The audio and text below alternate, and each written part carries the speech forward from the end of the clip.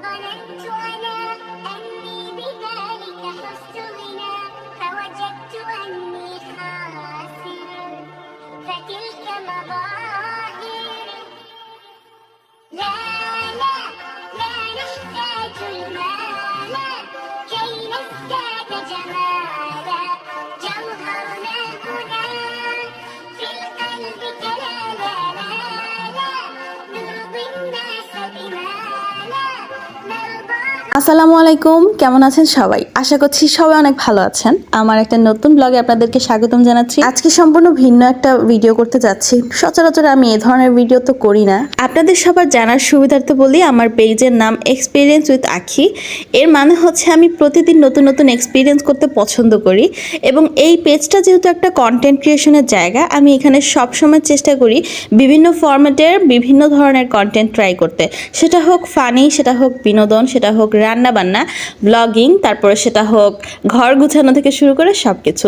যদিও আমি এইসব কাজে তেমন একটা পারদর্শী নই, তবে ছোটবেলা থেকে আমার যখন যে যেটা করে সেটা করতে আমার খুব ভাল লাগে, ট্রাই করতে অ্যাটলিস্ট যে আসলে আমি পারি নাকি বা আমি কতটুকু পারবো। ছোটবেলা থেকে আমার জীবনে একটা মূল মন্ত্র হচ্ছে অন্যকে দেখে বা অন্যের সফলতা দেখে কখনোই হিংসা করব না, বরং সে যেই কাজটা করে সফল হয়েছে ওই কাজটা থেকে আমি কিছুটা ইন্সপিরেশন নিতে পারি এবং সেটাকে আমি বাস্তবায়ন করতে পারি বা আমিও ট্রাই করতে পারি, দেখি তার মতো করে পারি কিনা, অথবা কাছাকাছি যায় কিনা, অথবা তার থেকে ভালো করে পারি কিনা। এবং এই চিন্তা ভাবনা থেকে আমি যখন যেটা ট্রাই করেছি মাশাআল্লাহ সেটাই হয়েছে, খুব ভালোভাবেই হয়েছে।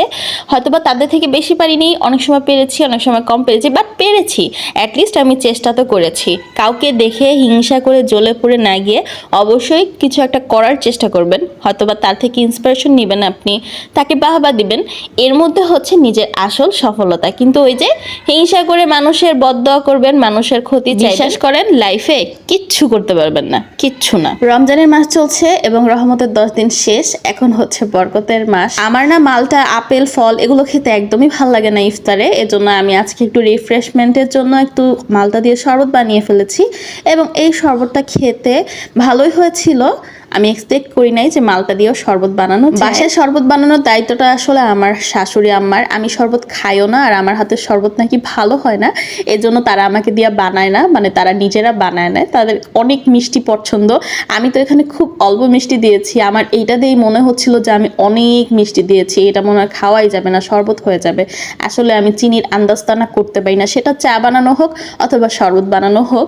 তো আজকেও না চিনি অনেক বেশি কম হয়ে গিয়েছিল, আর আমার হাজব্যান্ড রেতিমে তো খেয়ে বলতেছে না যেটা আশা করছিলাম। যেহেতু রোজা ছিলাম এজন্য ট্রাই তো করতে পারিনি। আয়শা মনিকে দিয়ে ট্রাই করাইছি, আর সে হচ্ছে আমাকে ফেক রিভিউ দিয়ে গেছে যে মজা হয়েছে, এতটুকু খেয়ে সে আর খায় নাই। ওনার ফেক রিভিউ দেখে তো আমার ছোট জন্য ভাবতেছে যে অনেক মজা হবে, সেও একটা সিপ নিয়ে ভাগছে এখান থেকে। আচ্ছা, তোমরা যারা ইউটিউব, টিকটক, ফেসবুক যে যেখান থেকে দেখছো, অবশ্যই আমার ভিডিওটা ভালো লাগলে লাইক, ফলো, সাবস্ক্রাইব সবকিছু করে দিবা, হ্যাঁ? আর অবশ্যই রিয়েক্ট দিবা। বেসিক্যালি রমজান মাসের দিনগুলো আমার খুব ব্যস্ততায় থাকে। সকাল উঠতে আসলে দেরি হয়ে যায়, যেহেতু সেহরি খেয়ে সবাই ঘুমাই। দেখা যায় মিনিমাম 9টা-10টা বাজে উঠি। তো ওই সময় উঠেই কিন্তু লাফ দিয়ে বাচ্চাদের নাস্তা থেকে শুরু করে রান্নাবান্নার প্রসেস, দেন এভরিথিং সব কিছু করতে না কেমন যেন একটা ঝোট ঝামেলা হয়ে যায়। এবং এর মাঝখানে ভিডিও শ্যুট করাটা আসলে কষ্টকর। অনেক আপুকে দেখি একদম সারাদিন খুব সুন্দর করে রমজান মাসের যে ডেকোরেশনের ভিডিওগুলো আছে সেগুলো বানায়। তো ইদানিং আমার দেখে আমারও না মন চাচ্ছে যে সেভাবে বানাই। যদিও আমার মানুষের মতো এত দামি দামি জিনিস নাই, বাট কি আর করার, সাধ্যের মধ্যে যা আছে তা দিয়েই আমি চেষ্টা করবো, মানে চেষ্টা করতে ভালো লাগে আর কি। তো আজকেও আমি ঠিক ওইভাবে একটা ইফতার প্ল্যাটার সাজাচ্ছি, মানে ইফতারের আজকে যে আইটেমগুলো আছে সেগুলো সাজানোর চেষ্টা করছিলাম, অ্যান্ড ফাইনালি দেখলাম যে না, ভালোই হয়েছে। আমার বাসায় বেসিক্যালি যেসব জিনিস ছিল ওইসব জিনিস দিয়ে আমি আজকে সাজানোর চেষ্টা করেছি, এবং এভাবে যদি একদম পরিবেশন করে ইফতারটা সাজিয়ে যদি সামনে দেওয়া হয় সবার, আসলেই জিনিসটা খুব ভালো ফিল হয়। আমরা তো হুড়াদুরা তাড়াহুড়া করে খুব যেভাবে পারি সেভাবে দিয়ে কোনো রকম খাই। ওয়েল, কথা বলতে বলতে এখানে ফ্রুটস আর মালটা শরবতের সেকশনটা শেষ। তো শরবত এবং ফ্রুটসের পরে এখন হচ্ছে ভাজা পোড়ার পালা। তো বাসায় হচ্ছে বুট আগে থেকেই বানানো ছিল, তো সেটা হচ্ছে আমি গরম করে নিয়েছি। আর এখানে ছোট ছোট করে পেঁয়াজু বানাচ্ছি, মানে পাকোড়া সাইজের।